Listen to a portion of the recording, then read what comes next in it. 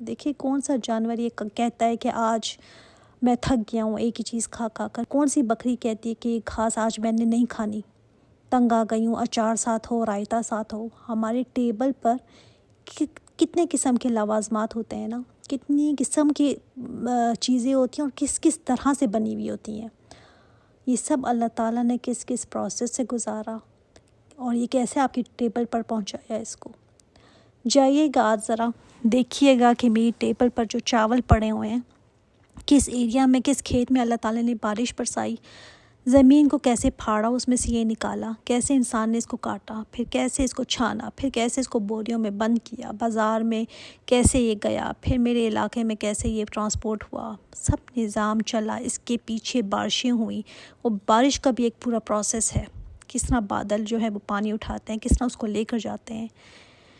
اتنا لمبا پروسیس ہے، غور کریں گے نا تو بندے کو پھر شرم آتی ہے کہ کھانے سے پہلے پھر میں تو بسم اللہ پڑھنا بھول جاتی ہوں، کھانے کے بعد الحمدللہ تو مجھے یاد ہی نہیں رہتا. اور ایک کھانا ہم تھوڑی کھاتے ہیں روزانہ. سالن ہو تو روٹی ساتھ ہوتی ہے، رائتا، چٹنی، پھر چاول ہوں گے تو اس کے اوپر بھی کچھ ڈالنے کو چاہیے ہوگا. اور پھر جو اسپائسز ہم اس میں یوز کرتے ہیں، کبھی سوچا ہے وہ کہاں سے آئے ہیں، کیسے اگے ہیں. تبھی تو اللہ تعالیٰ نے کہا نا، مارا گیا انسان. اتنا ناشکرا ہے یہ. تو پھر خود پر غور کر. نہ تو نے خود پر غور کیا اور نہ اس پر جو روزانہ تو کھاتا ہے، روزانہ دینے والے پر تو نے کبھی غور نہیں کیا.